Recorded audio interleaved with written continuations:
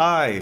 Hi, everybody. I'm 7th Ace, joined by my wonderful commentators, Grant and Ectar. Most of you will know Grant. Grant, say hi. Hi. And plenty will know Ectar. Ectar, say hi. Hello. Alrighty, so I am both sick and having to do this run. I will not be talking a whole bunch. You'll be guided by the wonderful commentators throughout this run, so... yeah, is everybody ready to get started? Are we good on the tech side?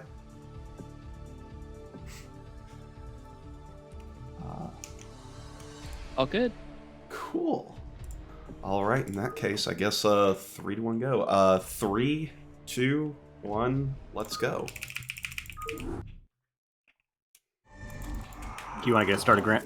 Yeah, no problem. So the first mission of this run is Vile Disruption. It is kind of an introduction to unit control in the mission. What Ace is going to have to do is get to 7 different hives on the map, rescue them. What he's going to do is, instead of actually clearing them out and saving them, grabbing a bunch of these very fast Zergling units and blitzing them through the map basically as fast as humanly possible. Yes, he has to bring all of his purple units over to all of the hives, which are the central buildings in all of these little bases that he's running up to, and he has to be standing next to them long enough for him to gain control of them. Once he gains control of all 7 hives, we're going to have to fight one big army that we basically can't lose, and that'll be the end of the first mission. So the big issue with this mission, and really all of StarCraft Brood War, and StarCraft 1 in general, is that the pathing is made in 1997. It is absolutely garbage, and he is working with units that basically die in 1 to 2 hits to everything. So as you can see, only 2 of his Zerglings actually made it to the 6th hive to get in, and hopefully they're going to be able to make it to the 7th. Very low HP. But he does manage to get it, and now he's going to get a huge number of reinforcements. He's skipped basically saving 6 of the 7 hives, but all you have to do is kill the enemies at the end, and he'll win. Yeah, and as mentioned, this army is actually unbeatable by the enemy forces, and it's just on Ace's control to make sure he kills the enemy forces as quickly as he can, because the mission won't end until the island is clear of all enemy combatants. Yeah, so Ace is bringing a couple of those Hydralisks off into the top left in order to spawn camp them. He has taken all of the enemies out in the area and moved into mission number 2. So you will see that Ace throughout this is going to be saving and reloading quite a bit. This is dialogue skipping in StarCraft 1. There's a lot of story-based dialogue, and if you save and reload, then it just doesn't play. This is basically an in-game cutscene. We have no control over what's happening right now, but there's actually still RNG involved. Like you saw those Marines run down and then back up. They don't have to do that. A lot of times they'll just run up and shoot, so you can just lose a couple fractions of a second because the units don't play nice, but... yeah, that cutscene's time is based on how fast that first generator dies, and unfortunately, one of the Marines just decided to not help. It's not a huge time loss, but it's also just something we can't really control at all. So for the mission proper, Ace now has an SCV with what is called a Psi emitter. This is a unit that he can use to bring next to feral Zerg broods, and they will join his command. Ace is going to go through a very specific route to grab all the Zerg that he wants, and then he's going to rush them all to the end of the mission and try to take down the objective in the middle of a heavily fortified base without killing any of the heavily fortified base. Yeah, the previous mission was supposed to be an introduction to unit control. This mission is meant to be an introduction to producing units, and we're going to skip that phase of the mission entirely. Just use the heroic units. The red units in this are all heroic. They're twice as strong in all ways as the regular units. We're just going to use those to go and blitz the final objective down without building any buildings. Exactly. These heroic units are originally intended to just give you like a nice little buffer as you build up in the early game, but they are strong enough to finish things off. So Ace is going to swing past to get this extra set of elite Hydralisks, and then there's one more unit that he's going to need, and then he'll be ready to go. Yeah, this is a cool little trick where we have to get by a siege tank, which can kill our side disrupting carrying SCV in 2 hits. So we're going to use this one Zergling to soak a tank shot right there. That way we only get shot once, right there, and then we can go over and pick up the big bad Tarask, which is a hero Ultralisk unit and is also product identity free from anything WotC owns. He is Yeah, big, he is bad, and he actually paths decently, which is a very exciting thing in StarCraft 1. So this Ultralisk, this Tarask, is going to lead the charge. Ace is going to dive into this base and try to snipe as many siege tanks as possible to reduce incoming damage, and then he's going to try to get as many of his forces as he can onto the side disruptor main objective and target it down. The most important thing that it does is it has a ton of health and armor, so a lot of our other forces are going to get taken down here, but as long as we can get our Tarask relatively healthy on our final objective and just right-click it down, that'll be the end of the mission. And he is going to be right-clicking, because the correct thing to do in StarCraft is if you spam-click on a structure, you actually deal damage a little bit faster, because there is a random delay between attacks, but if you spam-click, you get to avoid it. And he easily crushed that mission. That was actually very clean. Alright, this mission starts a little bit similarly to the last one, where we don't yet have any buildings, but we can't just blitz through and kill the final objective, because there is no final objective to kill on this map. We actually have to mine 10,000 minerals as the objective of this map. Right, so what Ace is going to do is bust through this little outpost and take a hatchery here at the minerals. This is the first time that he's actually going to engage with the RTS part of this RTS. And then he is going to head over to the top right, grab another base, and then pretty soon he's going to head into the center and take a third base. Then he's going to make a huge number of workers, and he's not going to do anything else. He's going to try to defend the entire mission with what he has right now.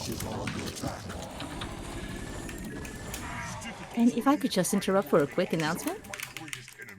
Go for it. So we've hit over $1,000 raised at the moment, $1,059 to be exact. Whenever y'all got time, I'd love to talk a little more about the cause we're raising funds for and read the donations that brought us there. But until then, just letting you all know, thanks to your generous donations, we have cleared so much medical debt at this time. Well, you've got good news. This is the slowest mission that exists, so you have plenty of time during this mission before we get into the crazy fast ones. All right, perfect. I came in at just the right time. So, like I said, we've raised $1,059 from this event. All your donations are actually multiplied by 100. So I'm going to have to do math real quick, but I believe that means that we have eliminated over $100,000 in medical debt at this time. 105,900. You know what? You are better than math at me because I dropped that last, and I'm very sorry to those $59 because I knew I couldn't do the math in time.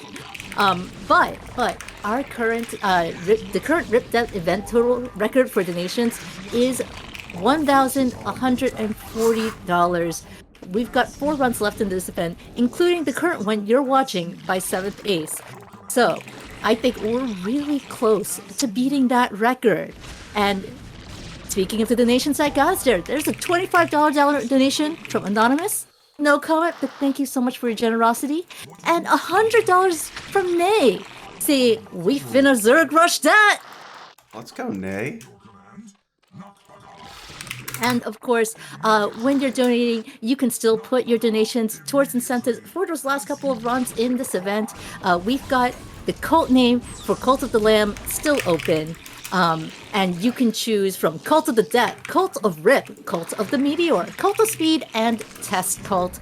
Those are the 5 names with Test Cult in the lead right now, $100. Second is Cult of the Meteor with $67. But you know what? This is an hour and 40-minute estimate run. You've got time to get that change before Cult of the Lamb, which is our next run.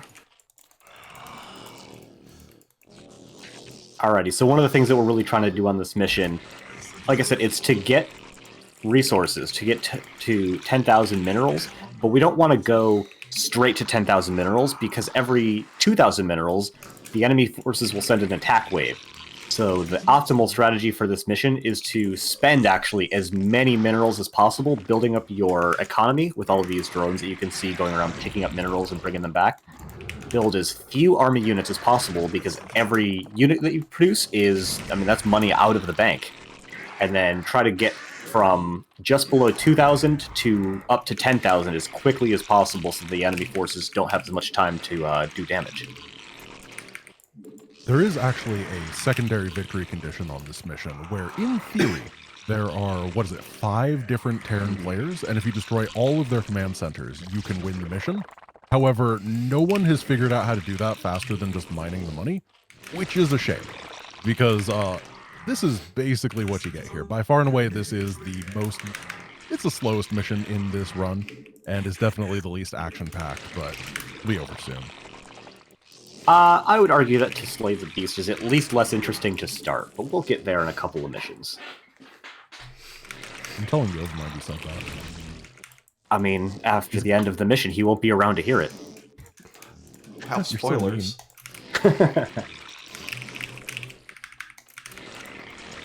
So in a world record attempt, we basically don't make anything on this mission.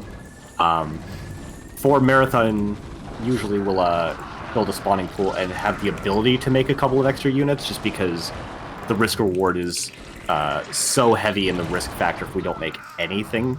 I'm going all the way. I'm not going spawning pool.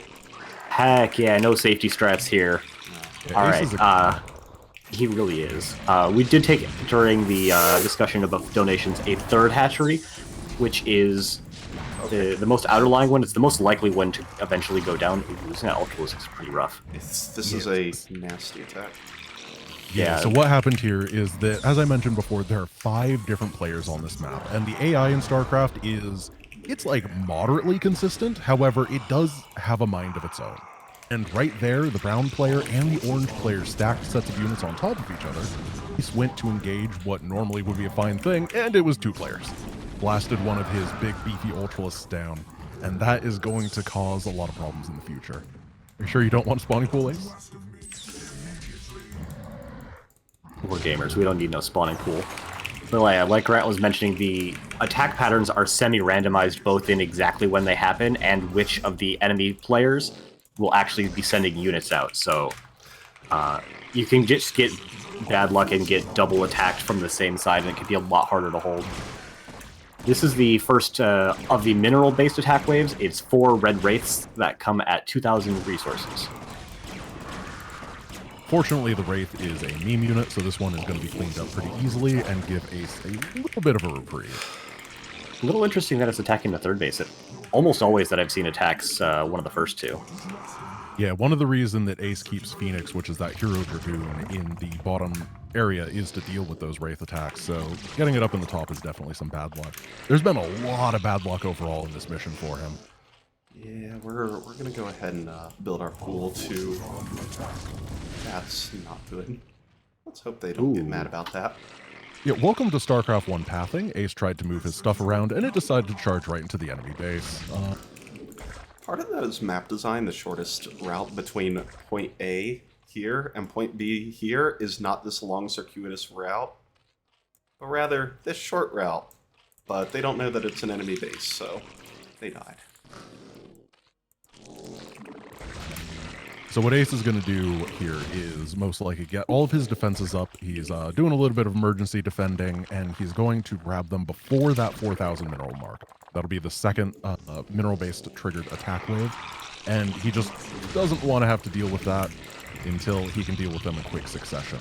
His economy is very good, so he's going to start blasting up in mineral count. You can see in the top right, the number that is about 3,700 is that mineral count, has to get to 10,000. But it is not going to take another 8 minutes to get there. This is kind of one of the things about RTS speedruns and StarCraft speedruns in particular, is there's not an optimal series of inputs that you can do and receive exactly the same output every time because of the slightly random aspect of the AI.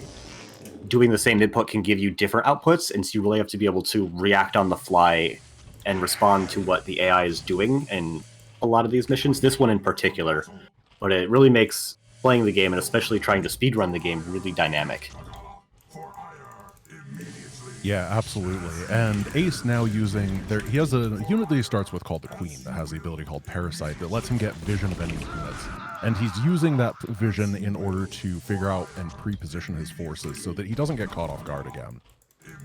And he's going to be able to use Phoenix and these static defensive structures called sunken colonies to take basically all the attackers down.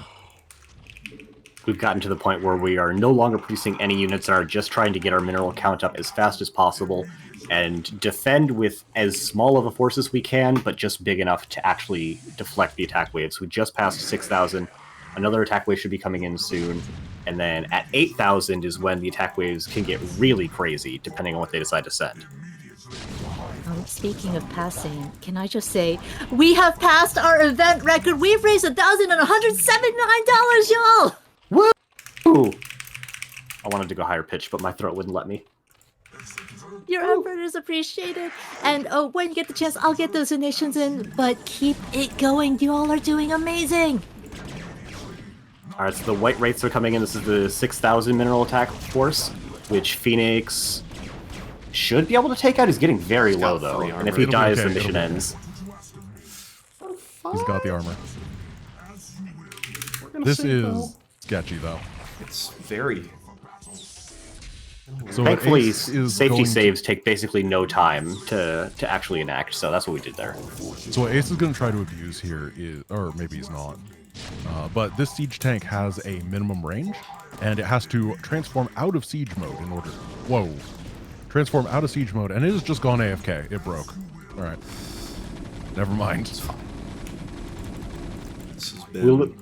Losing the third base is not exactly unexpected. It's definitely the most likely base to go down. It would be preferable if it didn't, but it doesn't actually end up causing that much additional time loss. Probably less than 10 seconds. Yeah, this has been a complete cacophony of a Mission 3. That's okay. Yeah, I would probably say that this is the most disliked mission in the entire StarCraft speedrun for these reasons. It compounds very hard because you're simply not allowed to build anything if you want to be truly optimal, which means you're at the whims of the AI a little bit, and really no other mission is that case. Oh, we're almost done here. Yeah, Ace is going to be able to survive. He did a really good job of getting dealt just an awful hand and still coming out of it.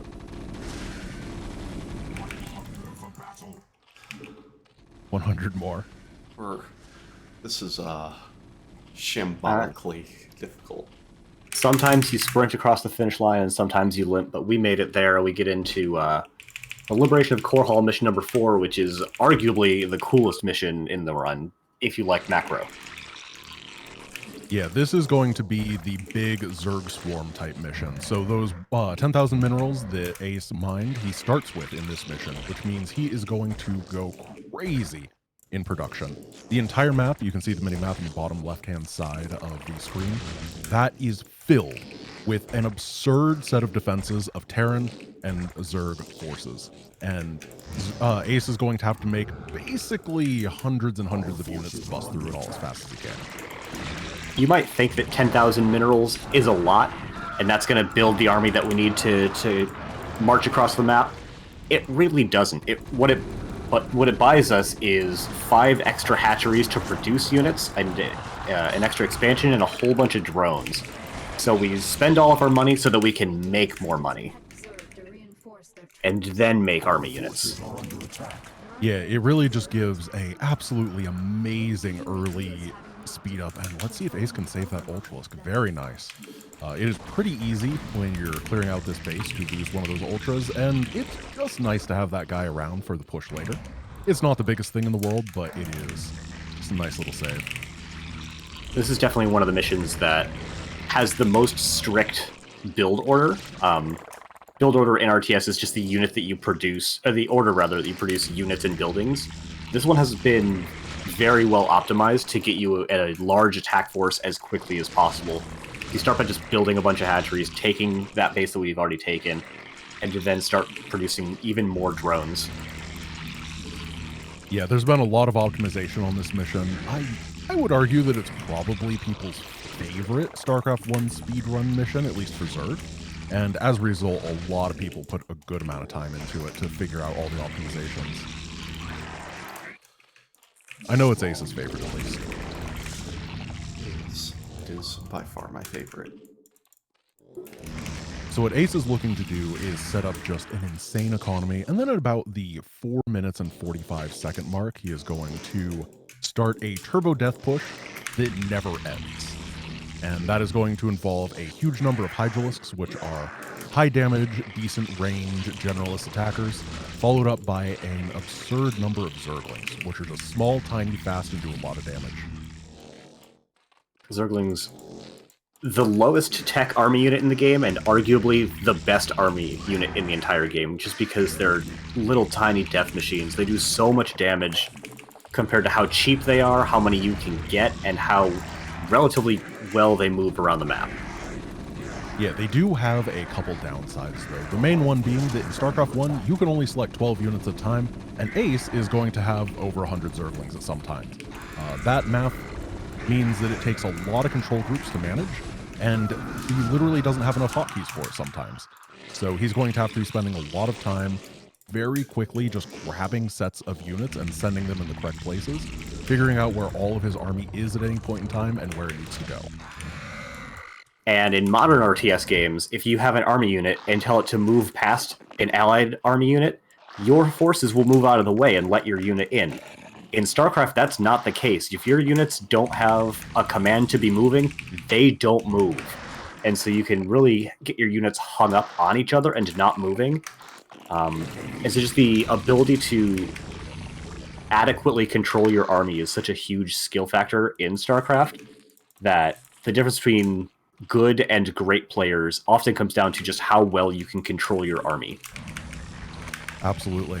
I like to say that StarCraft 1 is the world's best LA traffic simulator. Units just don't really move a lot of the time, and they all get stuck on each other. Yeah. At least you've got some really good music to listen to. Alright, so we're at the point you can tell now we're just producing army units. We'll be producing no more drones. It is all army all day after this point. And once we get up to around 150 or so supply, that's when we're going to send the first big attack wave out. Yeah, and this attack wave is basically looking to never stop. He wants to be able to hit through every line of defense, and then as he cleans up the base, he wants to be able to reinforce with enough stuff that he can instantly start hitting the next area. Ace has pretty darn good control for a Zerg player. For a Zerg player, that sounds very rude. He has pretty darn good control, and as a result, he hopefully is going to be able to keep as much as possible alive. Very awkward attack angle at a very awkward time. Yeah. Normally we can start moving out and catch this attack wave as it's coming in, but it got past our army built up, so it didn't really do all that much damage. Just kind of took away a little bit of focus. It took a little bit of focus, and it forced Ace to pull some of his units backwards. This Lurker is dead, and that is perfect. Now Ace is going to be able to go fully on the onslaught. Now, as you can see here, this is just a lot of defense. There are Zerg sunken colonies, there are Terran bunkers, there are even burrowed lurkers. A lot of area damage is coming out on Ace's army, and he is just trying to blitz through it as fast as possible, while keeping those overlords, which are detectors of cloaked units, up in the front so that he can see burrowed and invisible enemies and take them out before they really mess with him. One thing that's relevant about AI defense setup in StarCraft is that it's very outwardly focused, so it's like cracking open an oyster. Once you have broken the outer defense, the inside goes down very smoothly. Yeah, this is doubly true because they really like the cinematic approach of pre-placing a bunch of defenses on the outside, but also the AI really likes pulling its second and third line of defense onto the outside to help, and then there's nothing left in the inside. Now, what Ace is doing right here is a cool little maneuver. The Zerg has a building called the Nidus Canal. It's supposed to be a purely defensive building, allowing you to transport your forces quickly from your base to another base.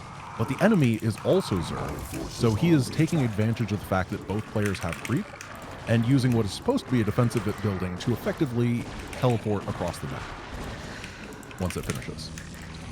Yeah, and that'll get used later in the run as well. It's really strong when you can get away with it for just moving units around the map. Like we were talking about how just pathfinding is so difficult in this game, and this bypasses a huge chunk of that entirely. So this base that Ace is going through right now is not actually that bad. There's a couple Guardians, which are long-range siege units, but they only do damage to single targets. Not a whole lot of area damage here. And this is going to be Ace's chance to build up a force to hit the base in the bottom right, or bottom left, that is actually quite scary. Yeah, siege tanks on defense are the scariest thing in all of StarCraft, arguably. Yeah, absolutely. They hit from a massive range, they do a ton of damage, and the unit AI isn't smart enough to move your units into range a lot of the time. They'll just stand around getting shot if you don't specifically tell them, no, go shoot back. And so that's why your army control is so important, because the ability to get more out of your army units is really one of the things that can help speed up your runs. So Ace is now diving into this final base. You can see there's tanks on the high ground. Ace specifically making sure that those are taken out early. He knows where every single one of these tanks are. Now, as he is doing this, there is actually a base in the bottom center that he hasn't dealt with. Normally, you would deal with it a lot sooner, but instead of doing that, he's going to use his rallying assisted forces, basically. Once he's determined that he's got bottom left covered, he's going to send all of his rally down to that center and crush both bases at the same time. One of the things that's really that you have to pay a lot of attention to on these levels, especially when you're learning the speedrun, is that most of the missions have a completion requirement of destroying all enemy buildings. So even if there's just like an errant missile tower that's hanging around somewhere, not really doing anything, you have to make sure to go hunt it down, otherwise the mission just won't end. So you really need to know where all the buildings are so that you can make sure to take them down at the same time, and you're not just hunting around trying to find a missile tower or missile turret or a supply depot or something. Yeah, it can be an absolute pain, and it's a little bit, like, deceptive, because the game, once you win, sometimes it takes a few seconds to actually register it. So you're not entirely sure if it's taking a while to figure it out, or if you've actually missed something. And then, if you second-guess yourself, you can lose a lot of time. Grant, are you familiar with Mario 1 speedruns? A little bit?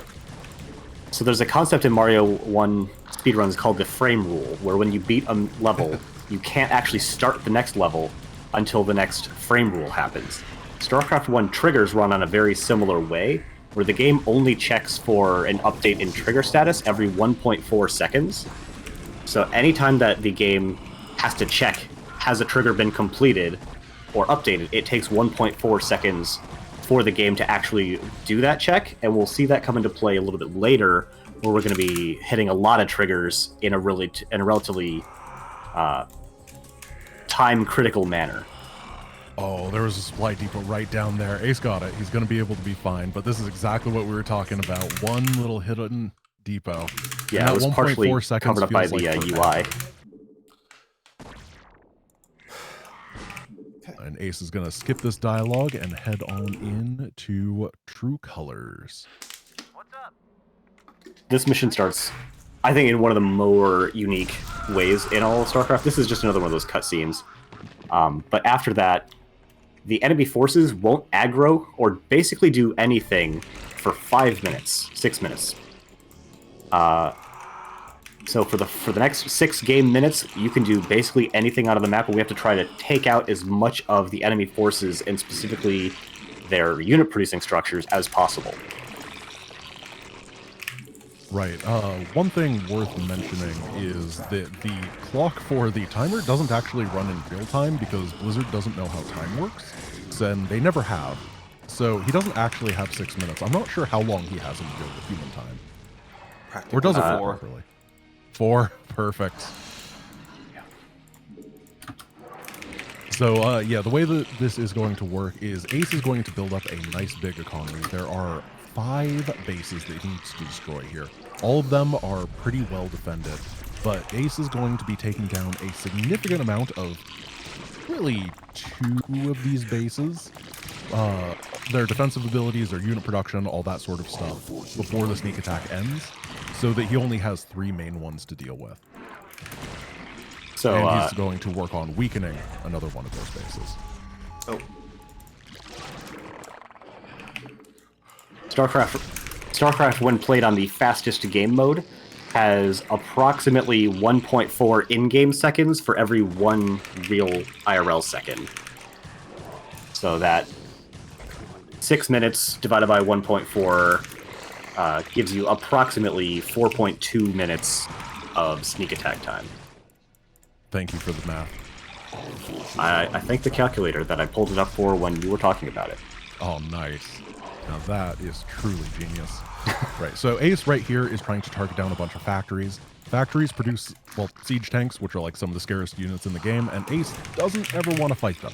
They A, do a lot of damage, and B, do a lot of damage.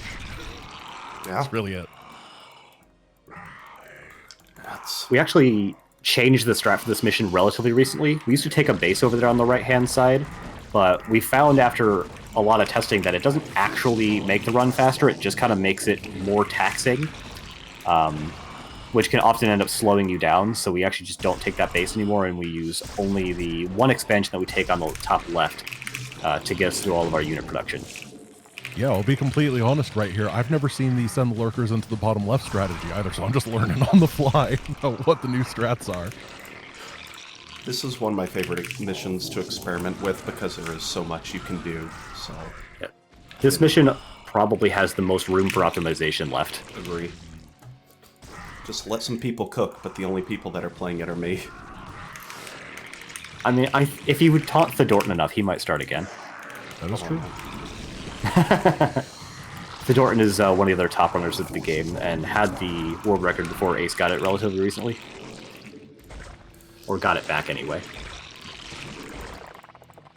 So one of the things that Ace has to think about on this mission is that he's not just fighting a Terran player, he has to fight both the Terran and the Protoss at the same time. They have different units with different strengths, and they're all weak to the Hydralisk. So he's going to make a lot of those. Yeah, but everything the Zerg has is weak to the Reaver, and we'll see them a little bit later. He'll be fine. Yeah, no one has ever taken damage from a random Scarab. They're completely consistent, and there's never issues with them. No one has ever not taken damage from a random Reaver shot either. Well, that's blatantly untrue. So we didn't get the chance to finish off that left-hand side base, but that's very expected. We're going to use the remainder of our forces to clean it up after the timing counts down. One of the most important aspects of this mission is those 2 lurkers that we just placed on the bridge. There are no diagonals in StarCraft, and each unit square is about the size of a Hydralisk. So units that are trying to move up that upwards left diagonal bridge end up doing kind of a zigzag. And if they don't have detection, they get shot by lurkers. And if units get hit by something, if a unit gets hit by something that it can't see, it will usually try to just run away. So as the mostly red Terran is trying to send units across that bridge, they'll be shot by the lurkers, and those 2 lurkers will hold against almost any size army that they try to send across, as long as they don't have detection, which they usually do not. Yeah, this is a great way to abuse the AI. It really is difficult for both players and AI to go up and down ramps, stairs, and bridges in this game, due to both their diagonal and very thin nature combined with the poor pathfinding performance of Title Made in 1998. And Ace is going to abuse that to basically require no other defenses throughout the entire mission. The base that used to be on the right-hand side that they used to take could get attacked sometimes. Is the reason that you guys dropped that in order to just not have it be attacked? Generally, this attack wave is actually coming a little earlier. We'd try to have those 4 sunks completed by then. So Ace is going to have to pull some of his Hydralisks back from cleaning up the Terran base to deal with that Protoss attack force that came in and is doing actually quite a lot of damage. Yeah, unfortunately, Zealots are very, very high stat units that do a huge amount of damage if they can get on top of their target. So if you have those sunks completed, they can take a couple of Zealots really low before they even reach their targets. But when they're not completed, Zealots are basically on top of you and melts things very quickly. That's a lot of damage from Ace. Yeah, but that was a really good adaptation to come back and deal with that attack before it got any critical damage. Yeah, if he had lost a hatchery or if the Zealots had gotten into his, it would have been pretty devastating for his economy. So for the next little bit, Go ahead. No, you go ahead, my dude. For the next little bit, we are, like the previous mission, building up forces, not to quite the same degree, but also trying to hold off those attack waves, which as before, are semi-randomized, as well as we're trying to clean up the existing Terran base on the bottom left-hand side. And one of the interesting things about the mission is that as we push forward on the map, we can take different defensive choke points, so we can just move our forces further on the map more safely. And it becomes easier to deal with the counterattacks because we control more of the map. Okay, I'm not like a world-leading expert in this run. He's just getting bad luck, isn't he? It really feels like he's being attacked a lot more than I've seen generally. Like, I've done this run before, and I don't remember being attacked this often, and it's repeatedly in the same places. Like, we talked about that bridge in the bottom left that Ace generally, or he has those lurkers on. That attack generally goes up that bridge, right? And it just dies. Ace has to put no inputs in. It just falls over on its own, and no, he just got incredibly unlucky. Once again. It's a good thing we have 15 spare minutes. Not that I think that we'll need them, but you know.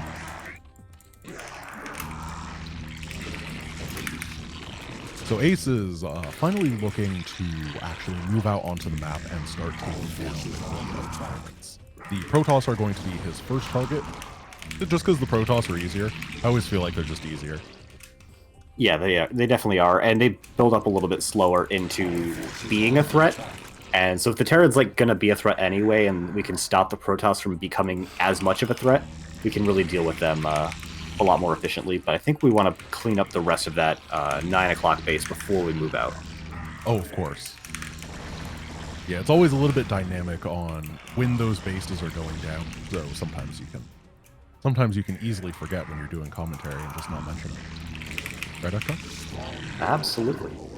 Thanks for covering me, bud.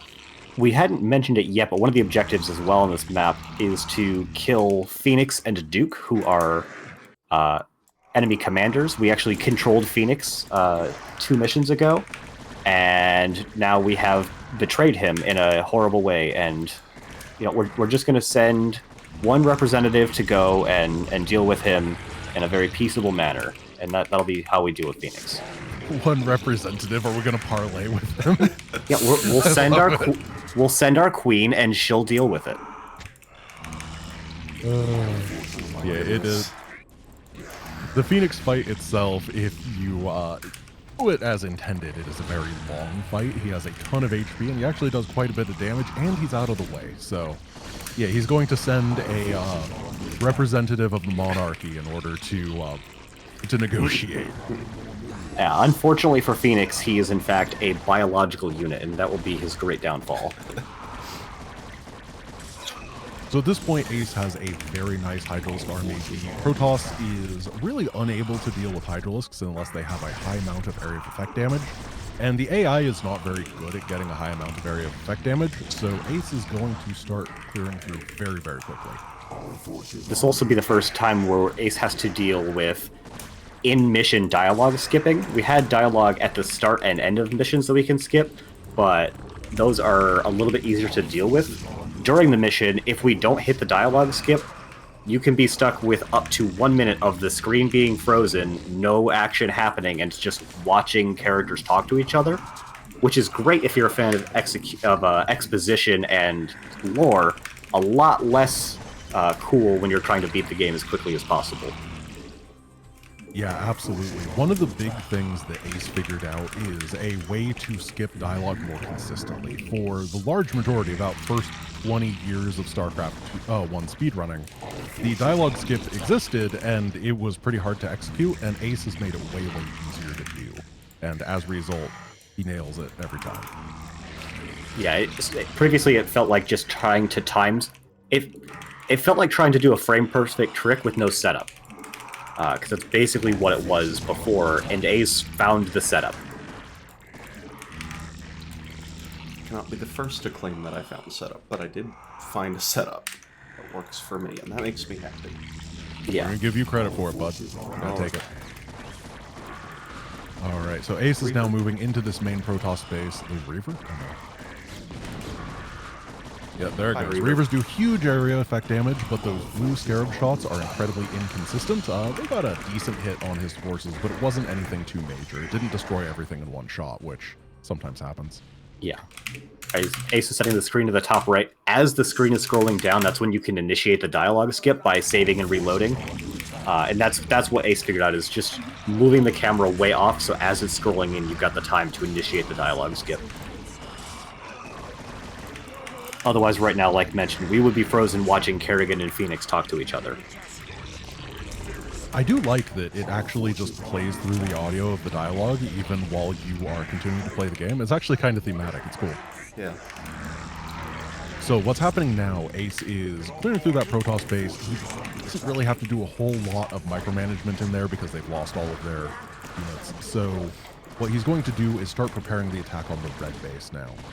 As we said earlier, bridges are very, very difficult in StarCraft 1, and he has to go across a bridge in order to get into this red base.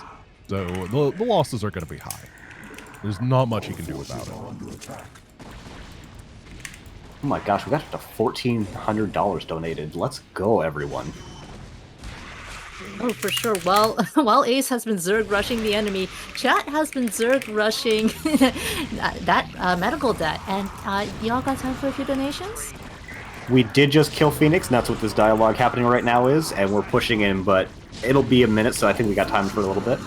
All right, let me see if I can Zerg rush through these. Soulmass218 sends in $20 saying, let's smash that donation PB, and smash that donation PB we did.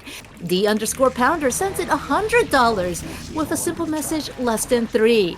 Soulmass218 back for a $5 trade at the 20-minute mark saying, $5 trade, let's go. Come on, chat. Choo choo. And by the way, that trade never stops going, so if you want to join it, hop on, send in those $5. Octini sends in $5. Hack medical debt. All my homies hate medical debt. Miss Ray with $5. Choo choo. Blackheart Wigs with $5. Thank you all for such an amazing week. Less than 3. And Anonymous with $200 saying, wow, doing my part. That's incredible. Alright, so this mission features one of the weirdest design decisions in all of StarCraft, in my opinion. There is a single missile turret on an island. And as mentioned previously, a lot of missions, this one included, you have to kill every enemy unit on the map. So we have to make a couple of flying units to take care of literally just that one missile turret. And we want to try to time that for right about as the rest of the enemy bases are being destroyed. Yeah, Ace has taken a lot of damage from these siege tanks while he's clearing out this base, and he's finally aggroed General Duke, which is an elite battle cruiser that does quite a bit of damage, and Ace is going to have to pull a good number of Hydralisks to actually take him down. Yeah. This is one of the things that can happen in, especially in the speedrun. You just get units all over the place, so being able to just wrangle all of your units and send them where you need to go is... It doesn't sound like it's a skill, but it definitely is. Yeah, oh, we're doing drop strats instead of mutas. I like it. Yeah, it's cheaper and faster. Makes sense. Speaking to the just having units everywhere thing, if you look at the bottom left of the map, or the bottom left of the screen, that is where the minimap is. Everything that is green is Ace's. So you can see that he has units just everywhere on this map, and it is way too much to deal with when you can only control 12 units at a time. He's currently sitting at a good 154 units because all of his units are one supply apiece, which means that it's a lot of boxing and dragon. Related, all of the red dots are enemy either units or structures, and we need to basically make all of the red dots on the map disappear. You can see that's what Ace is doing right now. Checking for all of the, like I mentioned, missile turrets and supply depots, making sure we get everything taken care of off the map. Unfortunately, I think that Ace forgot about these two depots at the top, and they're going to delay him a little bit. Get them, workers. Very workers. easy to forget about because they don't really appear on the minimap due to all the green stuff that was there. For the first time, Kerrigan wearies of bloodshed. Now let's go do some more bloodshed. Yeah. Yeah, before engaging with more bloodshed. All right, this mission is super exciting at the beginning. You start with 5 bases, and then you lose all but one of the bases really, really quick. But what Ace is going to do is all these bases have like a little token defense for cinematic purposes. And what he's going to do is grab a drone and all the Zerglings and hide them so that he can lose this base. Then the enemies will move on to take another base, and he's just gonna sneak on back and take the base back, so he can have 2. They do keep a lurker for defense, so you can't just take the base back for free, but Ace is good at StarCraft, and so he'll use his units, which in a straight-up fight would definitely lose to a lurker, and do some cool micro-management to make sure that he ultimately is victorious. Oh, that was good, not even shot fire. So lurkers do big damage in a line, Zerglings don't have much HP, lurkers have to be burrowed in order to shoot. Oh, there you go. So what he did right there was he ran into range of the lurker. Burrowed units cannot move. So then he moved out of range of the lurker, and then he was like, I can't hit it. I'm going to unburrow and walk over there.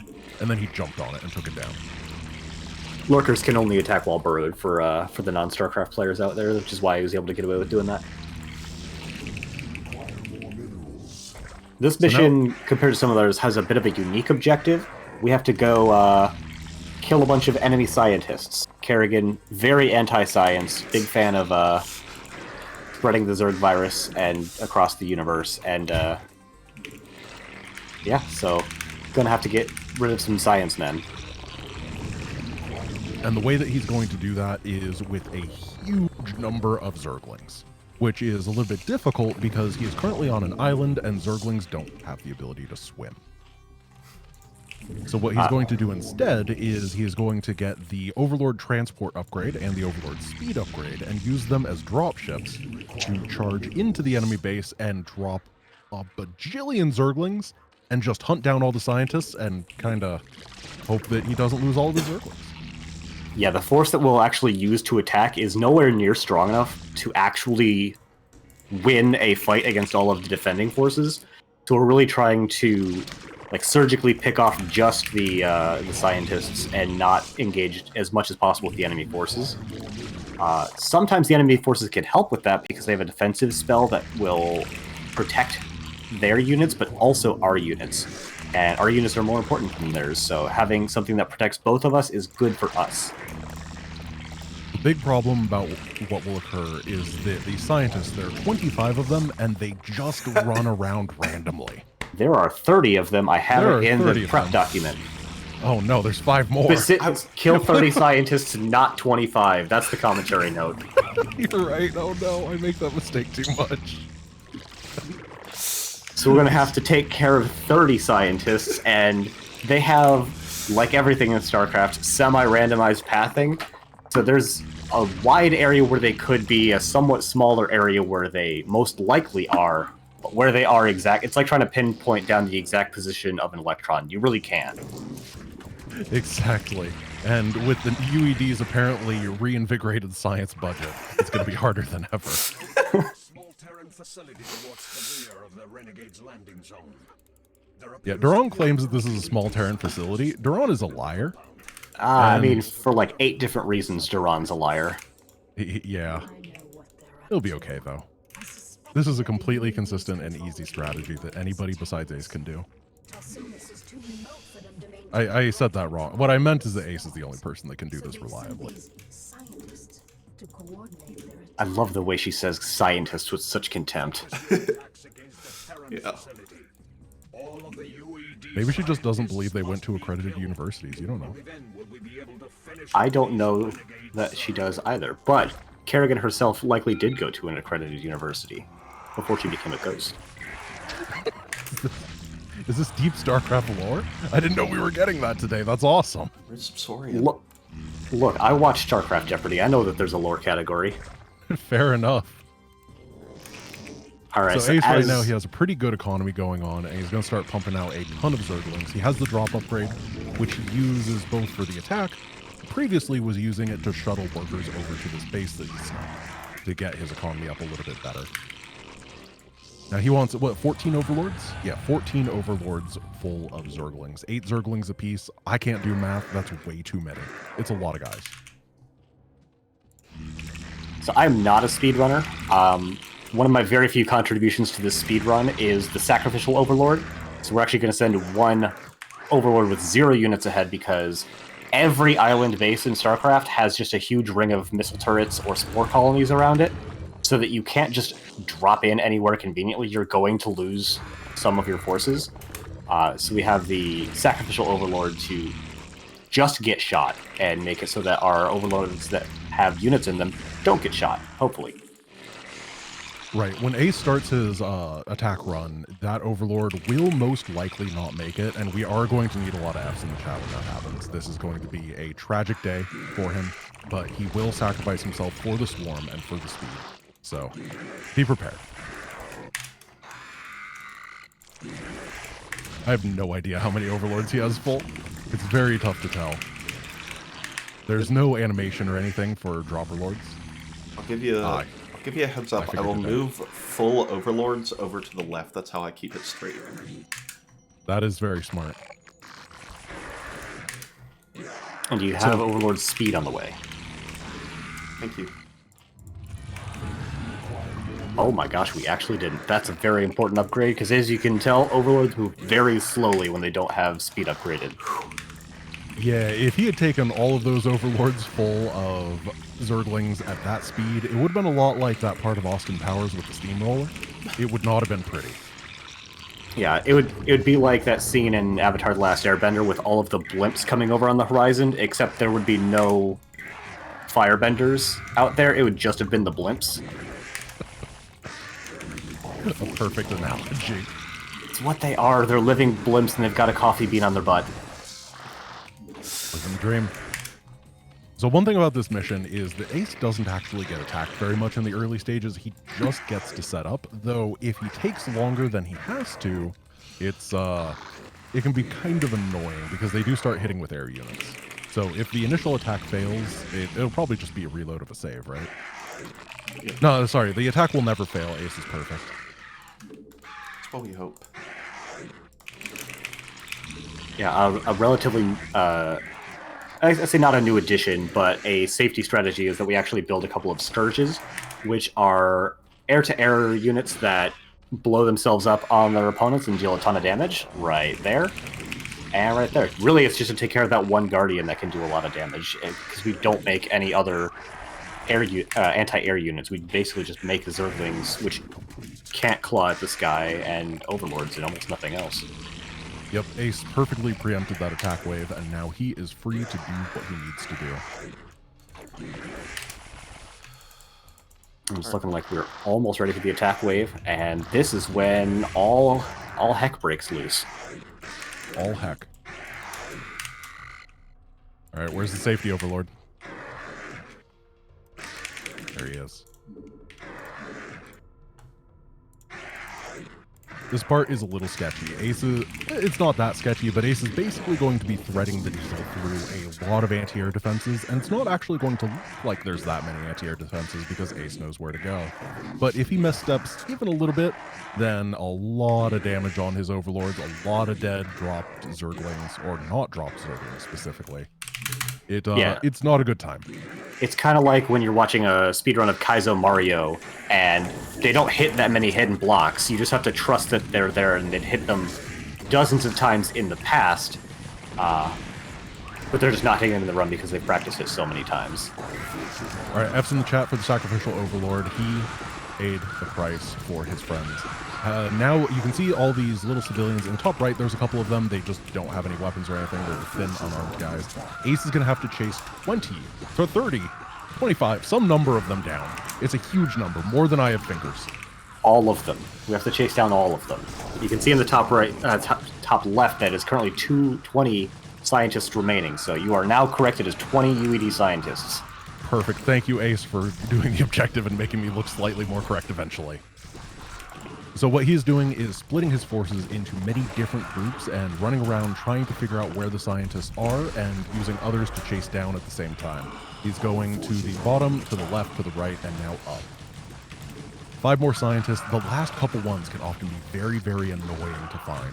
As I said earlier, they all kind of patrol around, and sometimes they just end up in weird spots, like behind depots, in little corners, and that sort of thing.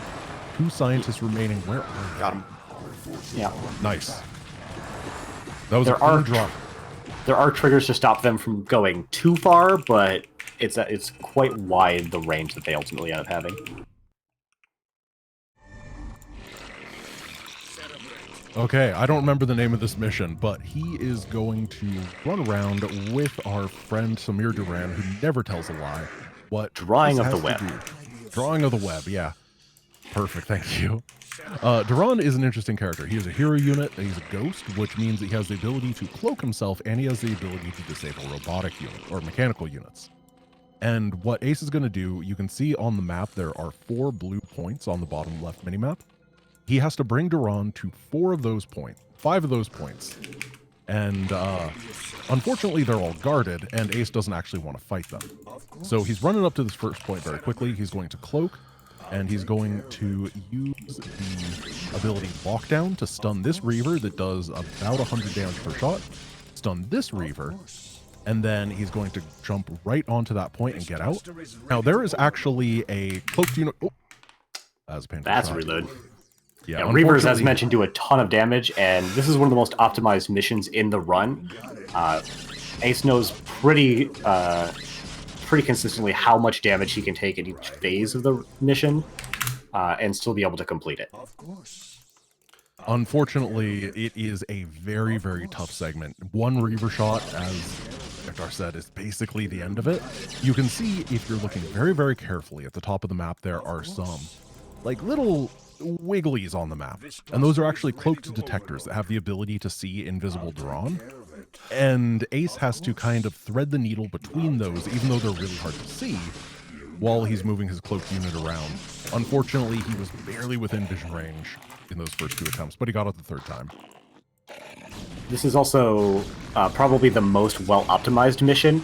We've run it with cheats on, so he can't take any damage, and the ultimate time for completion was about 4 minutes and 4 minutes and 30 seconds, and we beat the mission regularly at 4 minutes 45 seconds. So there's not a lot of time that you could continue to make up for this mission. So what Ace did right there is these photon cannons that are... Okay. There's an You're fine. observer and a DT chasing me. It was okay, man. We believe in you. Fine. Yes. Some He of the charged Wigglies, some of the Wigglies are detectors, and some of them are ninjas that do a ton of damage when they hit you. Yeah, all of the Wigglies are bad. That is the TLDR of this mission, is Except avoid the Larva. Wiggly. That's a different kind of Wiggly. So what Ace This is is- going to do right now is he's charging onto those photon cannons, which are static defensive structures and have the ability to detect the cloaked Duran. So then he takes one of them down, and he then uses that to thread the needle for Duran onto the point. And he's going to lose all the Zerglings in the process, but that is fine. Zerglings are cheap and they don't really matter, even though they're very lovable and adorable. He's going to get onto that 3rd point and get out. You can This see is the another results- mission where that 1.4 second frame rule really comes into play, because we want to spend as little time on the beacons as possible, but you don't know exactly where you are in that frame rule, so you have to make sure you stay on it long enough to actually trigger it before moving on to the next one, and the mission ends when the Duran is brought to the final beacon. But sometimes your health can be very low, and that frame rule can be the difference between surviving and beating the mission and not. So Ace right here is going to do one of the a little bit scarier parts of this mission, which is basically just charging into this big Protoss base and using all of his forces besides Duran as meat shields, just to distract, and pull what he can up to this top left-hand side. And it looks like he got through without taking basically any damage. Very nice. Yeah, it's possible to do this mission without taking any damage. It's expected that in the final push you will take damage, but this is another mission where the semi-randomized unit pathing can make things really tricky because you don't know exactly where the observers are going to be or where the defensive Dark Templar are going to be. And that can make a couple of these mad dashes inconsistent. That was a really good hit on that 4th point, and Ace has 162 HP, and all he has to do, 154 HP, and all he has to do is get to that final beacon, and he'll be able to move on. Because Duran is definitely an infested Terran and couldn't possibly be anything else, he is regenerating a little bit of health over time, and here we give our last safety save. And this beacon in particular is where that frame rule comes in, because it can be really tight sometimes if you end up taking a couple of Dark Templar shots, but there it is. And immediately after that, he'll go invulnerable, And the mission's over. Very well. It was well done. Ace had a very, very unfortunate start with those Reavers, but then once he got that first point down, he did a really good job. As you can see, StarCraft 1 speedruns can be a little bit sketch at times, and he has lost his entire base in the process of this. If he had lost those buildings, he would have been eliminated from the game. That is definitely a thing that has happened in world record attempts. Duran lives, but buildings die, and so you lose.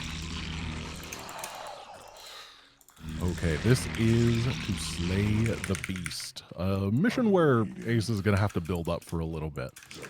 There is a giant 5,000 hit point objective in the top right side of the map, and Ace is going to have to both destroy it and specifically destroy it while he has a couple very, very vulnerable units melee range of it. So he's playing a little bit of a hybrid kind of faction. He has mostly Zerg units, however, he has Dark Templar as well.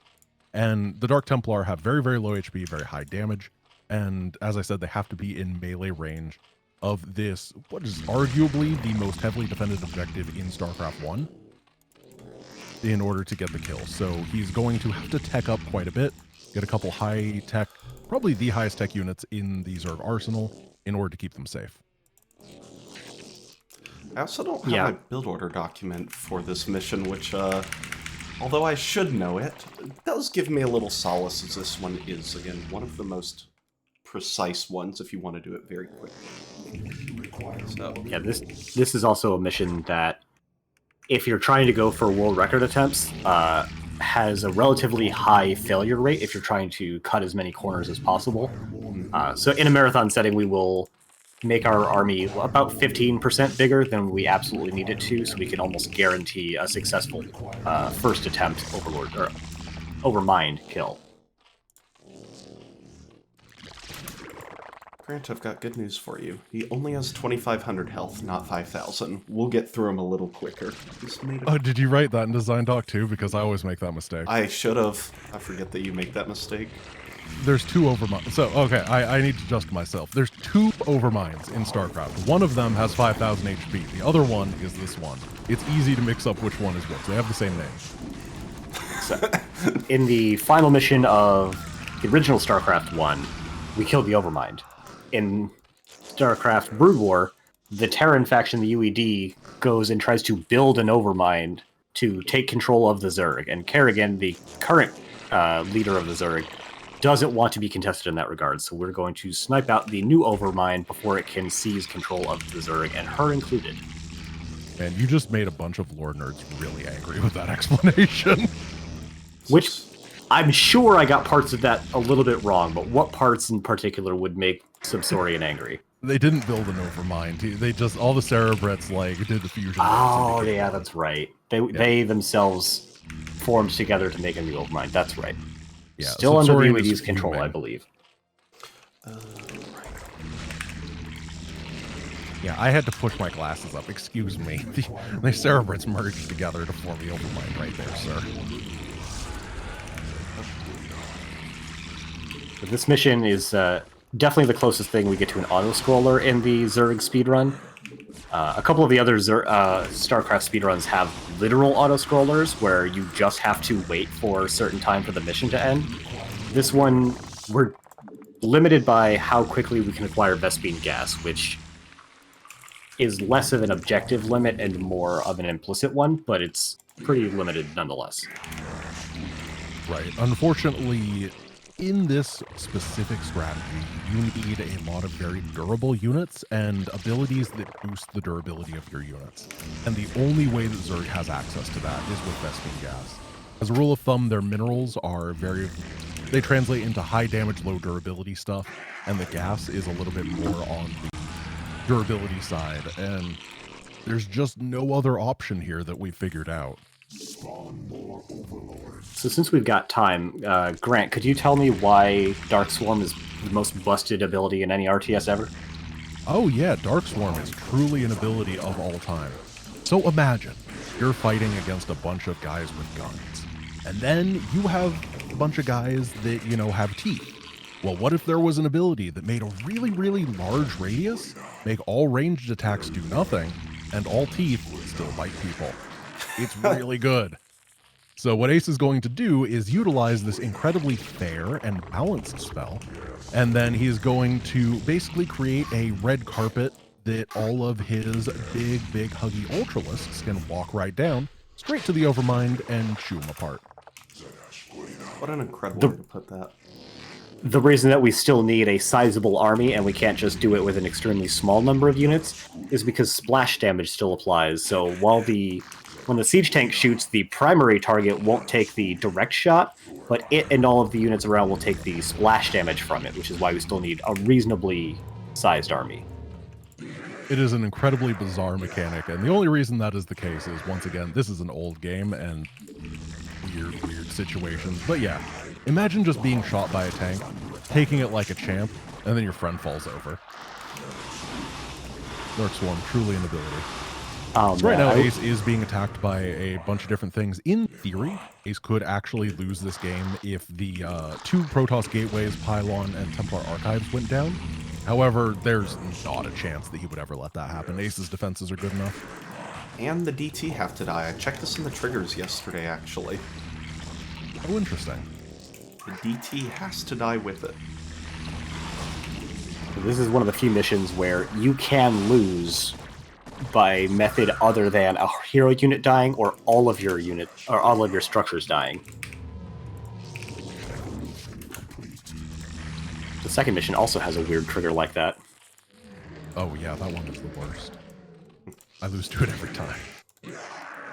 I've learned not to, but it took a couple of tries. Why is he putting a drone in an Overlord? Is he making a proxy hatch? I don't know. This was not something that he did the last time that I saw him do this mission. I'm guessing it's got to be a proxy hatch for a Nidus transport, which is a very cool update. We would previously use Overlords with speed and drops, which we have anyway. So I guess it must just be quicker. It is. So the issue with this is that once I get my army assembled over here, I then have to fly it to the other side of the map. Well, that's slow and not fast. So what I want to do instead is get my army teleported over to the other side of the map and then fly it in. So one thing that is worth mentioning is any StarCraft veterans right here are probably wondering, why does Ace have 2 hives? And the Zerg tech tree generally only needs to make a single hive, which is basically enables all their highest tech options. However, the drop upgrade and the speed upgrade for Overlords both take an incredibly long time to upgrade, to the point where it's actually better to get to, well, 1 layer and 1 hive, and upgrade 1 from each. Is that a different mission where you do that? Isn't it? You told me about it, and I don't remember which mission. Do what now? Never mind. I'll be honest, you don't have 2 hives. You have 1 layer and 1 hive, and they look similar, and I'm not used to the skin from Remastered. Yeah, this is the only mission we do. Any shenanigans like that, as far as I know?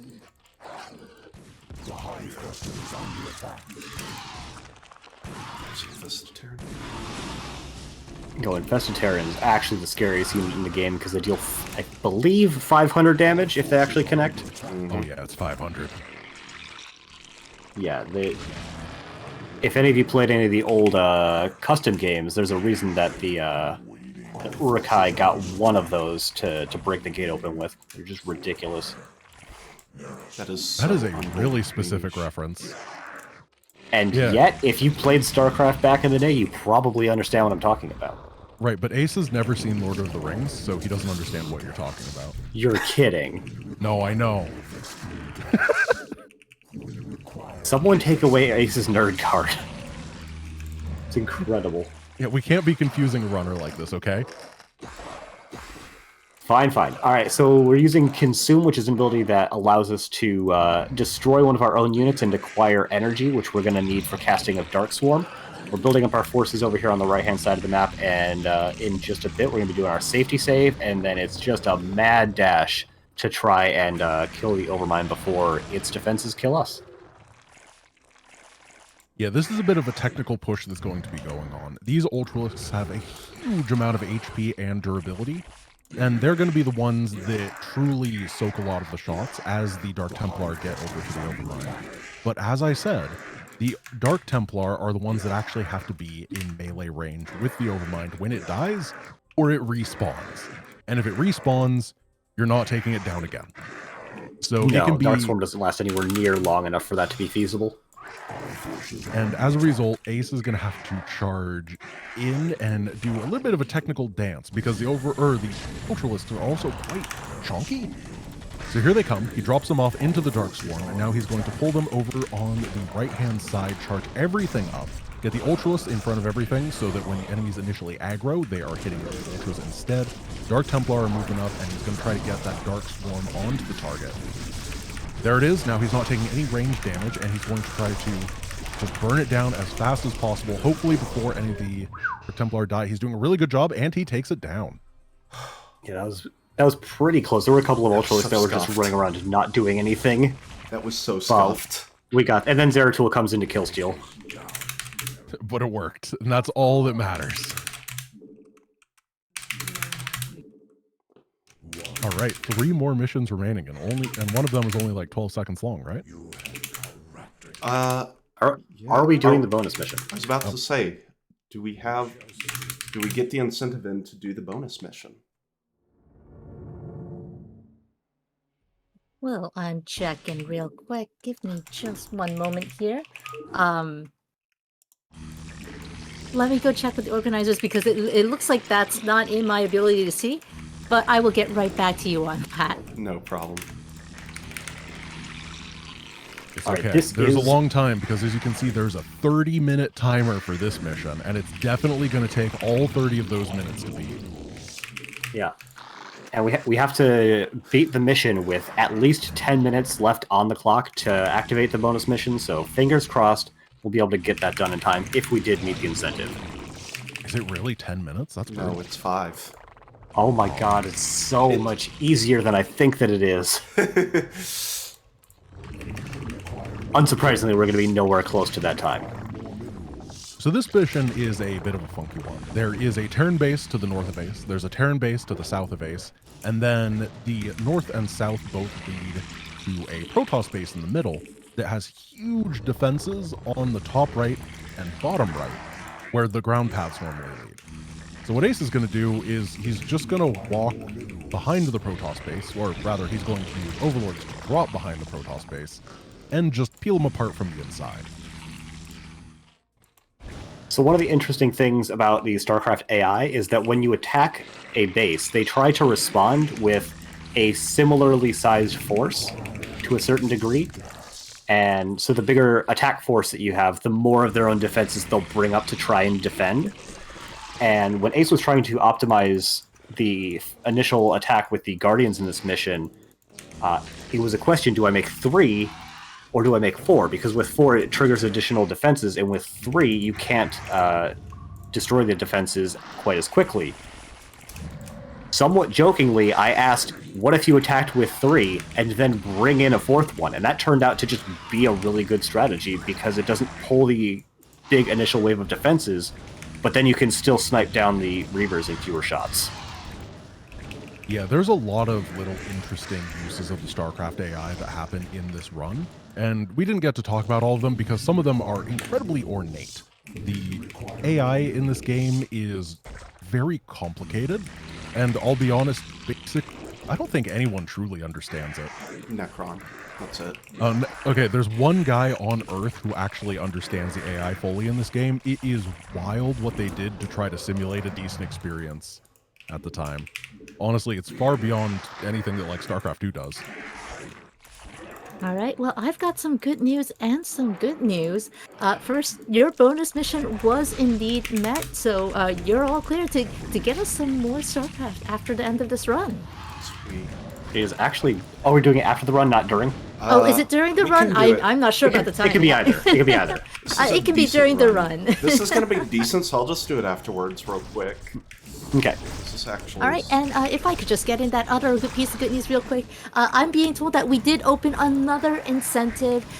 This one is for our finale run, Ghost of Tsushima by Emerald Alley. It is an incentive to pick the armor color that they will be using. You can choose from black, white, red, or green. Just make sure you select your option when you make that donation. We've raised $1,435 so far for RIP Medical Depths. Oh, thank you so much. Maybe we can get it to over $1,500 before this run is over? I believe in chat.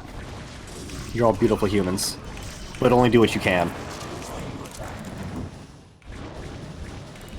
So we've got our beachhead that we are forming here on the western side of the Protoss space. We're building another Nidus Canal because, again, teleporting units is a lot better than ferrying them through Overlords.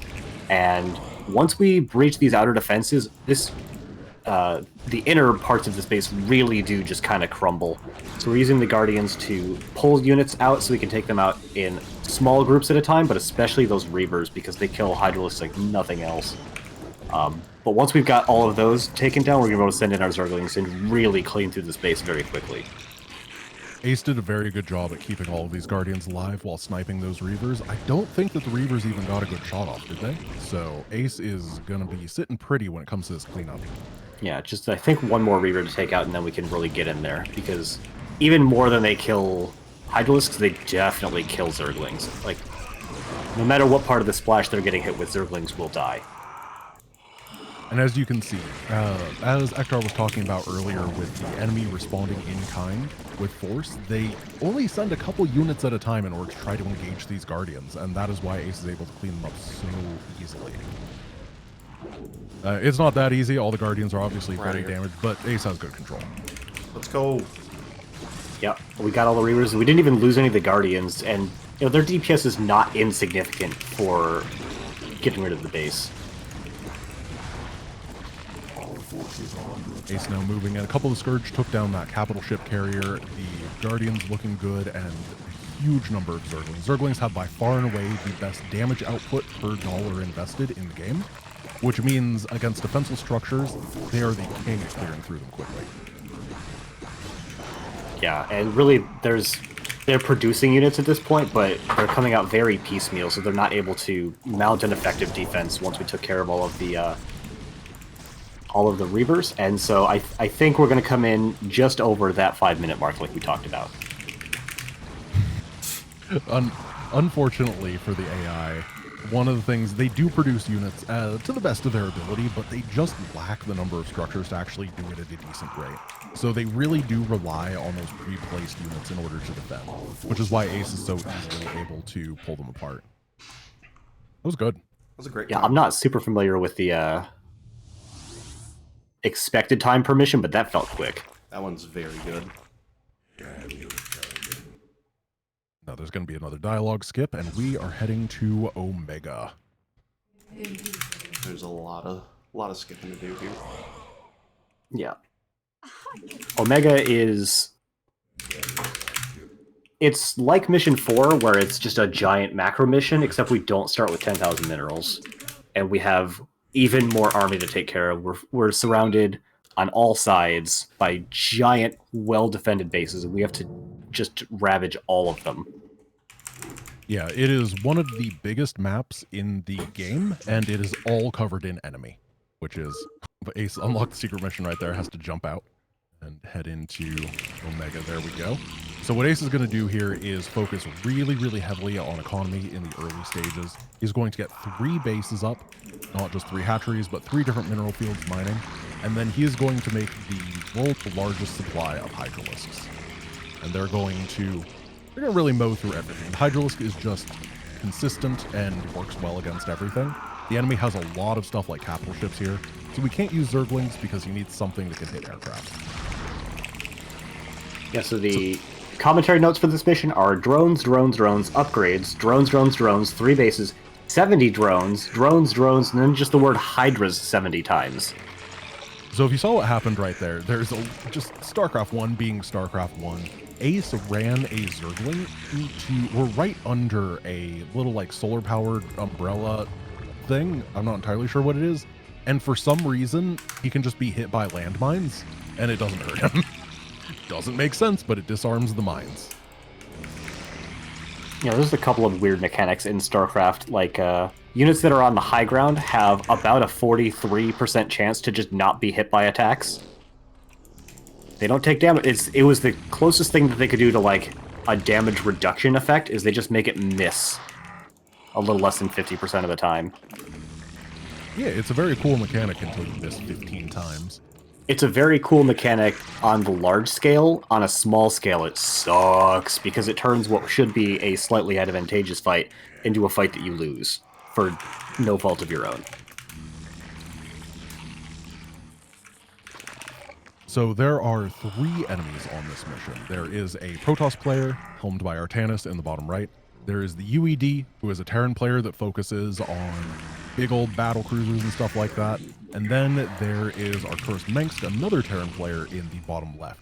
And he really likes the siege tank. So the order that Ace is going to be clearing through them is he's going to take down the Protoss first, because Protoss is bad. And then he is going to take down the UED, because battle cruisers are bad. And then he is going to take down Mengsk because he wanted to delay dealing with the siege tanks for as long as possible. And he has no options now. Is that about right? Pretty much. The Protoss base is the easiest to take out, but it could become a pretty big threat if left alone for a long time. Whereas the Red Terran is always a threat, so we leave it for when we are best able to deal with it when we have the largest army. Yeah, for reference, we'll lose about twice as many units against the single Red Terran compared to the other 2 players combined. So, we're going to take a lot of damage for that one.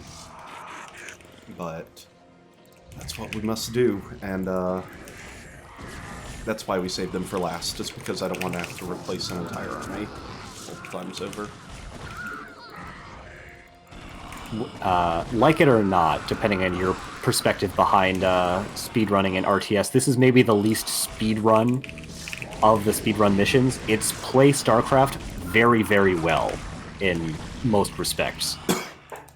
Which is why some of the other runners that have had the world record have a lower total time, but have just incredible times on this mission in particular by just being good at StarCraft. Yeah, it is. It's a tough one. And StarCraft is one of those games that has close to an infinite skill ceiling. Of course, it has a very, very deep professional scene that is still active to this day, specifically in South Korea. And the players there, when you get one of them, someone that can play well on the ranked ladder, to sit down and play this, it is insane how quickly they can do it and how fast they do it. Or how quickly they can rage quit in one particular instance. Oh, really? I mean, you were the host for that. Sorry, I wasn't thinking of that. He did say professional Korean ladder, like... He did say really high up on the Korean ladder. Ah. Yeah. I didn't mean Artosis, but okay. That's maybe my favorite thing that you've ever done is get Artosis onto that level in particular. I'm really happy I did that. I knew it was going to be interesting. So Ace is going to saturate these bases. You can see he has a ton of drones. This is going to give him an amazing economy because he's going to lose, multiple maxed out armies worth of units throughout this mission. It's not a problem. He can refund it. It's Zerg Swarm. That's what it's supposed to do. He just needs to make sure he has everything going. He's not going to need any more bases past this because he's going to win quickly enough. But he is looking to start transitioning to units fairly soon, I think. Yeah, this is a mission that doesn't really have any fancy strats. Like, we don't do Nidus shenanigans to bring units closer. We don't do we don't snipe out high value units with like the Queen or anything. It really is just make big army, control big army very well, which are atypical sort of speedrunning skills, but they are very important here. Yeah, the only thing that Ace really has to watch out for is sometimes there's some pretty high area of effect damage abilities, for example, the Protoss, who can have stuff like Reavers. If his initial strike gets hit by some pretty heavy AoE, it can slow him down a ton. But once he gets the momentum, he can't. Every loss is a very, very negligible amount of time. Obviously, it's going to take some to get replaced in the fight, but when you have 100 Hydras, it's not that big of a deal. And sometimes it's better to take extra damage and shove in faster than it is to avoid the damage. but not at that early stage. It can really make or break. What are those drones doing? Perfect. So we've had some pretty bad luck earlier in the run, but we haven't had any attack waves yet, which is pretty lucky, because if you get bad attack patterns in the start of this run, it can be really difficult to deal with and slow you down quite a bit, because you have to commit to army earlier than you want to, which slows down basically everything after that. Yeah, absolutely. And once he has enough drones, all of his hatcheries are going to be producing hydralisks at an incredibly fast speed. And that is going to mean that attack waves are much easier to deal with because he has that constant rally coming from all of his bases at all points in time. I think we're just at about the point where we're done with drones. It is hold down the H key, make as many hydralisks as possible, continue getting upgrades. It looks relatively easy because Ace has done this hundreds of times, but there's a lot of mental bandwidth making sure you're doing everything correct and responding in the correct way. And Ace makes this look significantly easier than it actually is. This is just a mission that people will lose on playing regularly without trying to speedrun. It's very difficult, and Ace is doing a lot of things that it's hard to explain exactly why it's good or do it quickly. So I guess just kind of take my word for it that he's playing really well right now. Well, if you want some hard numbers, there is a counter. You can see in the bottom center there is a time counter, but there's actually another integer there as well. There's around 210 right now. That is Ace's actions per minute. That is, on average, how many buttons he is pressing every minute. Currently, he is sitting about 220, which is almost an average of 4 buttons per second that he is, or 4 actions that he's doing per second. And sometimes actions actually take more than 1 button. So he's sitting in more like 4 to 5 buttons per second on average while he's controlling this giant army and sending it on the attack. It's a lot of stuff to do. I saw a video once where it compared professional StarCraft Brood War actions per minute to professional Super Smash Bros. Melee. And if you ever heard a professional Melee player's control stick, it's a lot of actions. Like, 4 actions a second might not sound all that fast. Like, 15 frames is a pretty long window in some speedrun, but doing it for an hour and 40 minutes is pretty taxing. Yeah, Ace is playing very quickly. 200 actions per minute is well beyond any normal player. Definitely, that is the speedrunner and like high-level competitive StarCraft player only. So, and keeping it up consistently, as Ectar said, or not Ectar, Ectar said, is that is an annoying tank. Yes, that tank has a shield which basically stops it from taking damage for, oh god, 400 damage? 200? No, it's 200 or 250. Yes, it'll just give it a giant extra pool of temp hit points, basically. Makes it a lot harder to take out. In the meanwhile, though, Ace has absolutely steamrolled this Protoss base in the bottom right-hand side. He has a lot of Hydralisks and is looking really good here. Yeah, we're still close enough to max that it won't be long until we start swinging up to the north. And look, if you can see on the minimap, towards the top center, we're already building up forces for that next big attack wave. Yeah, exactly. One of the important things in this mission specifically is knowing when you have enough to beat the base so that you can start attacking the next base as fast as possible. Because for the first 2 bases, it doesn't matter when you beat them as long as you can get the attack going on the 3rd base faster. This mission is doing a Nidus. Look at that. Interesting. To us. I feel that I've been misled, and having watched his previous runs, where are these new strats developing from? This is I know, I was feeling always that. done. Always done. Illusion's got in its build order. I feel like we're being lied to right now. This dude's just chilling. Ace coming up with new strats on the fly and then trying to gaslight us on it. Incredible. Yeah. What a guy. He can play 200 actions per minute and gaslight. Admirable qualities for sure. Really the 2 important skills you need in life. So Ace really soon is going to start the attack on that northern Terran base. The base up there really isn't that bad.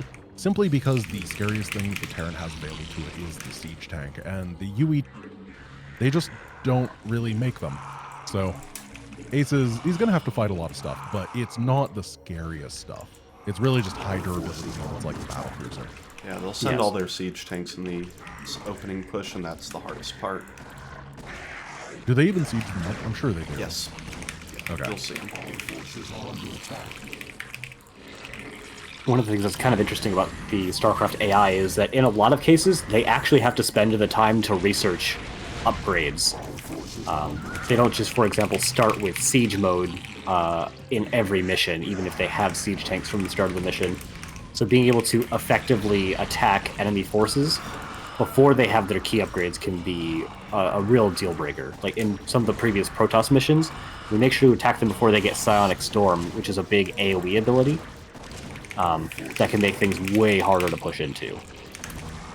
Yeah, absolutely. And you might notice that we're attacking the Ace is attacking the Protoss first in this mission as well for similar reasons.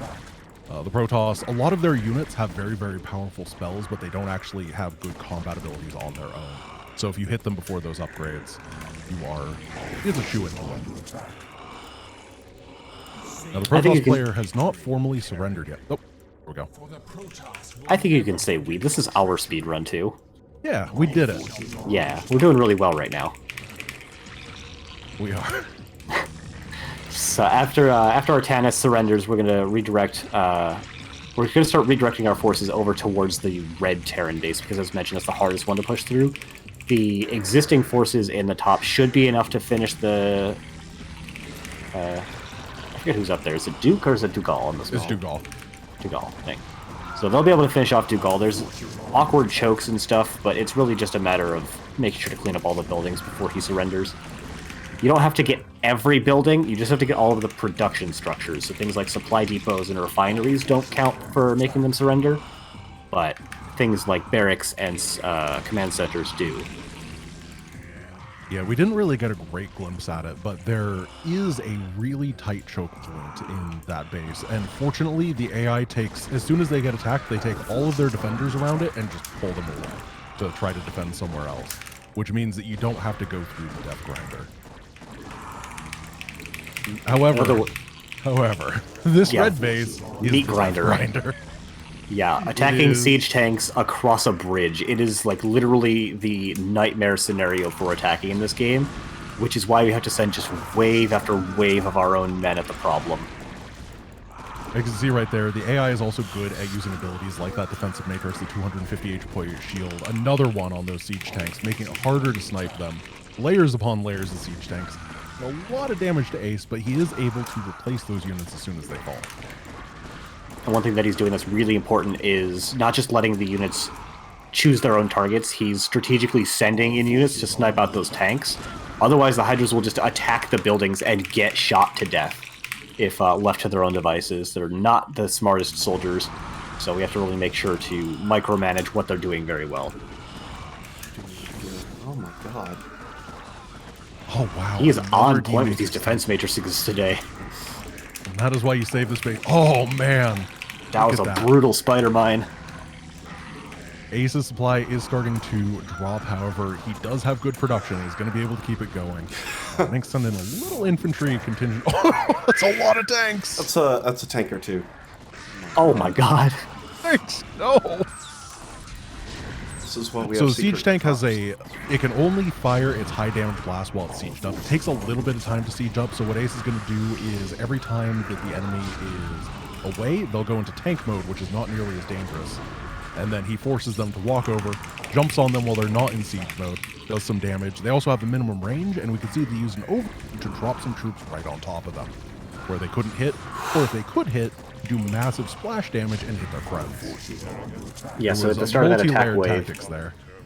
At the start of that attack wave, we had just about 200 supply. That single tank cluster dropped us down to about 140 supply, so we lost 60, and accounting for Aces building things at the same time, so it's actually way higher than that. That one tank cluster, it just kills so many of our forces. That's why we need such overwhelming numbers to actually push into this base. But For the most part, the outer defenses have been cracked, so a lot of the rest of this is mostly just going to be cleanup and making sure we can avoid a few high-value units like that extra rallied siege tank.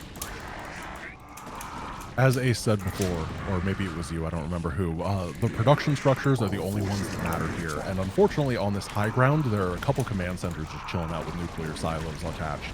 And they take quite a while to destroy, and Ace has to get the drop upgrade in order to do it. It is inconvenient for a structure that doesn't produce anything that is scary, only produces SCVs. Yeah, but after we take out the production structures, and there's only a few of them left, that couple of command centers, I think the science facility counts because it can produce, yeah, it can produce science vessels. No. The science facility doesn't. No, Starport does. Oh, yeah, that's right, that's right. Yeah, it's only Barracks Factory, Starport, and Command Center. And we're going to be coming up on time. Time.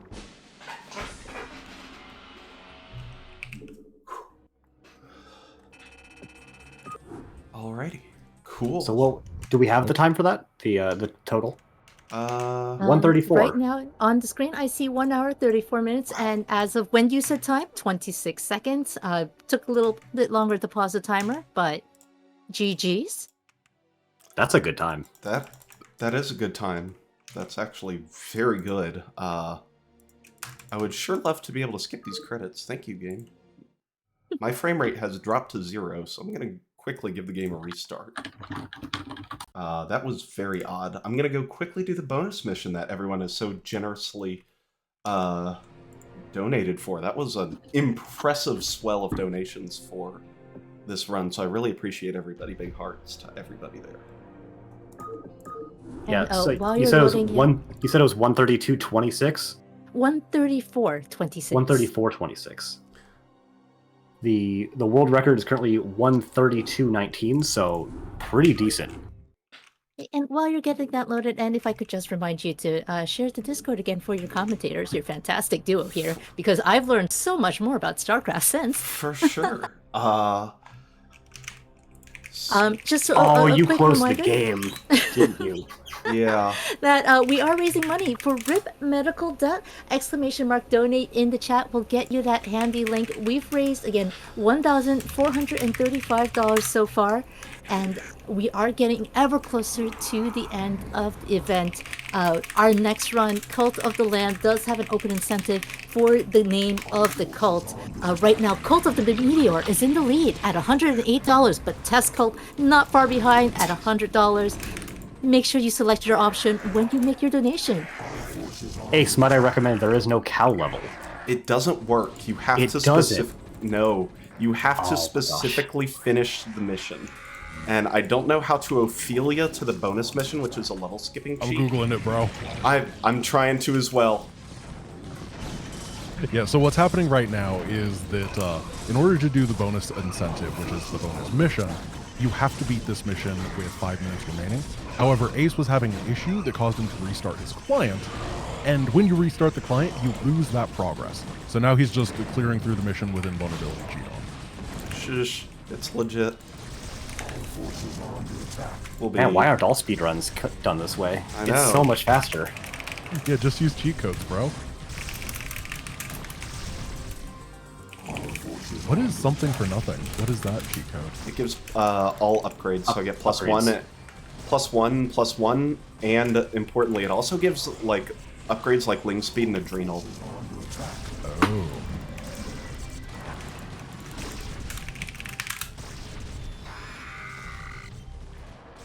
This is a cool cinematic way to look at the game as well. Yeah, everything will be going down in a moment. It's pretty crazy to think that you just use cheat codes and you're going to take over 2 minutes, but you took 6 minutes with the actual speedrun strat. Like, that kind of shows how fast you are with the actual strat. All forces are under attack. Cool. Nailed it. 220. Alright, let's dialogue skip through this and then let's get right onto the bonus. So as this is the Zerg campaign, and in the Brood War expansion. The bonus mission is, of course, a Protoss mission. Yes, we're gonna be following Zeratul at a somewhat ambiguous time in the timeline. What? And he's gonna discover some dark and terrible secrets. To be fair, Zeratul loves dark and terrible secrets. It's like his favorite thing. Okay, do you want to cover this one or should I? You go for it. All right. This is a very, very fast mission called Dark Origin. Zeratul is going to spawn. He is a Dark Templar. He's invisible. He's got a lot of durability. And he's going to have 4 big ol' red cotton balls with him that are called Dark Archons. These are mind control units. What Ace has to do is get to the bottom right-hand side of the map. Dark Archons are a very bulky unit that don't actually have attack, but they have 2 very powerful spells. So what Ace is going to do is grab them in Zeratul, start running right over here. He's going to mind control this siege tank and that siege tank. This is their first really powerful building, really the only one we use here. Mind control, insanely powerful, but he only has 1 charge each for them. Now he's going to grab the Dark Archons that have mind control available still, have a science vessel, which allows him to put shield on his units. He puts that shield on his 1 remaining mind control, and Zeratul, who has to get to the end, is going to run right on over to a special little corner. There he is. Now, in this special little corner, there is going to be a dropship that is on patrol somewhere. Oh, it's coming. Oh, listen, it's American Transit. It's always late. That's how it is. There we go. Shout out to semi-randomized pathing. So he grabs the dropship, puts Zeratul inside of it, has a safety save, and now is going to dive down to the bottom right-hand side of the map, skipping the entire mission, and hopefully not getting shot down before he can drop Zeratul out and get on to the point. Easy. Any dialogue skips. This mission has, did we time? Well, it's like, how many minutes of dialogue is it if you don't skip? Oops. Reminder, you can't dialogue skip or you die if you don't get out of vision. Yeah, Normally right. this mission, like a lot of the missions where you have a hero unit, during the final dialogue, your unit becomes invulnerable. On this mission in particular, if you do dialogue skip, Zeratul doesn't become invulnerable, so you have to be careful he doesn't die during the remaining dialogue skips. But the bottom right is a safe spot, and he did manage to get down there with a little bit of HP remaining. This is the longest single dialogue in the game. It's over 2.5 minutes long. We just 2.5 zoomed through minutes. it. With that, prepare to die. Incentive complete. It's a good thing we destroyed those hybrids so they won't become a problem in the future. All right, that is it. We are done here. Thank you so much to Meteor Speedruns and for having me on. The whole everybody for donating like $500 during my run. That was awesome, especially I think there was an anonymous 200, and I know Nastrinus put 100 in. That is awesome. Thank you very much. And to Grant and Ectar for commentating the whole thing. So, yeah. And of course, to the Meteor Speedruns community for putting this whole event on, which has been a lot of fun. I've enjoyed lurking around and watching some of the runs.